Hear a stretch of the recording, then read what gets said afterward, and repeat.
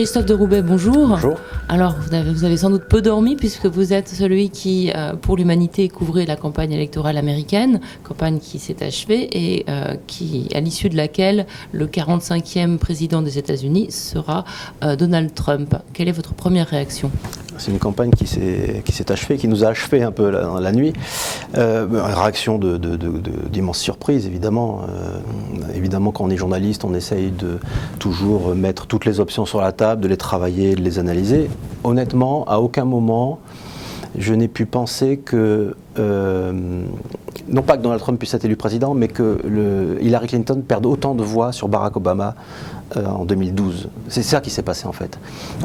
Les chiffres sont en train d'être finalisés, mais on voit État par État, déjà les États qui ont basculé, que Donald Trump recueille le même nombre de voix que Mitt Romney en 2012. Mais en revanche, Hillary Clinton perd entre 20 et 25% des voix de Barack Obama dans le Michigan, dans le Wisconsin, dans l'Ohio, 18%, dans le New Hampshire, 10%. Alors, quelles voix lui ont manqué ? Alors, il faudra regarder précisément État après État. Manifestement, à ce niveau-là, un peu de toutes les voix. Manifestement, des voix d'ouvriers blancs qui votaient traditionnellement démocrates, qui ne sont pas pour autant partis vers le Parti républicain, ils se sont abstenus. C'est ça qui s'est passé. Des voix de jeunes également, et très certainement aussi les voix d'Africains-Américains. Un peu les voix de tout ce qui constituait la coalition de Barack Obama, qui était la coalition des forces démographiques et sociales ascendantes aux États-Unis, les minorités, donc latinos, africains-américains, les jeunes et les femmes diplômées. Donc, à mon avis, il doit lui en manquer un peu partout. Des voix de gauche aussi ? Oui, principalement des voix de gauche. Clairement, là encore, les enquêtes d'opinion vont nous éclairer, mais très certainement, on va constater que les voix qui s'étaient portées sur Bernie Sanders lui ont manqué. Le Wisconsin et le Michigan sont deux États qu'elle avait perdus lors des primaires face à Bernie Sanders, et ce sont deux États dans lesquels elle n'a quasiment pas fait campagne. Elle n'a pas mis les pieds dans le Wisconsin depuis la convention du Parti démocrate en juillet. Elle a passé 4 mois sans mettre les pieds dans un État de cette importance-là. Alors bon, on fait ce constat. Maintenant, il faut regarder l'avenir. Quel avenir se dessine pour les États-Unis avec un Donald Trump à sa tête ? Personne ne peut le dire. Personne ne peut le dire, et évidemment c'est... En tout cas, les places financières baissent. Toutes. Les places financières baissent, oui. Alors, il faudra voir quel type de relation Donald Trump va entretenir avec le Congrès, qui est resté républicain. La Chambre, c'était prévu, mais les républicains gardent la majorité au Sénat également. C'est-à-dire qu'il a les pleins pouvoirs ?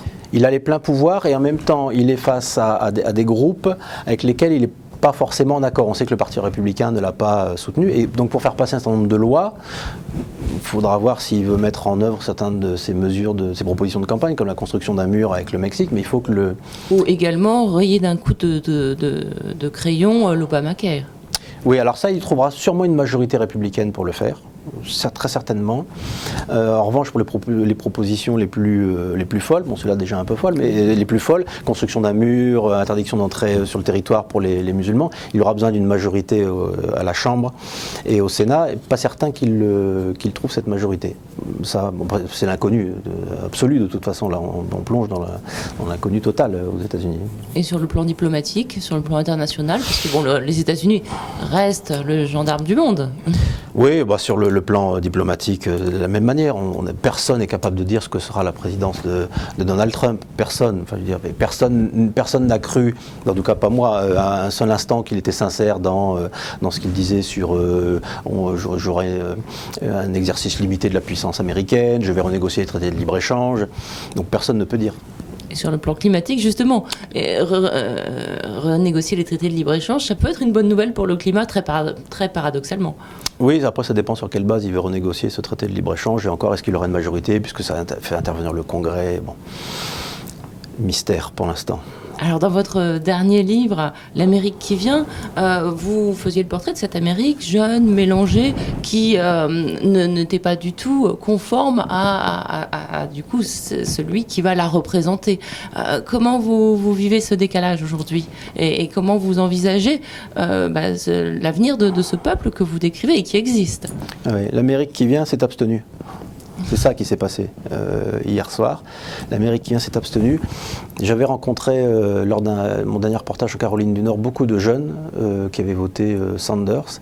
Et j'avais été frappé de voir à quel point ils étaient déterminés à ne pas voter Hillary Clinton. Et même quand on leur disait, la relation journalistique de questions-réponses, mais quitte à faire élire Donald Trump, on en a marre à chaque fois de voter, ou nos parents l'ont fait et nous on ne le fera pas en tout cas, pour le moindre des deux mots.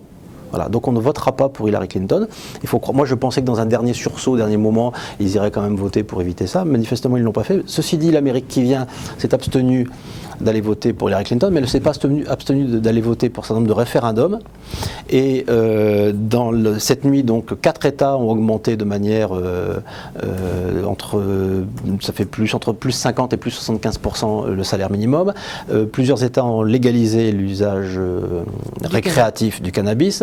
Et plusieurs États aussi, alors les résultats ne sont pas encore tout à fait définitifs, mais au moins déjà la Californie et peut-être aussi le Nevada et l'Arizona, le renforcement de la législation pour le contrôle des armes à feu. Donc cette Amérique qui vient, quand on a parlé du fond, tout ça, ce sont des propositions qui sont dans la plateforme démocrate et que d'ailleurs Hillary Clinton a peu mobilisé dans ses meetings. Elle a fait de ce scrutin du 8 novembre un référendum sur la personnalité de Donald Trump. C'est un échec stratégique majeur, historique. Merci Christophe de Roubaix. Merci à vous.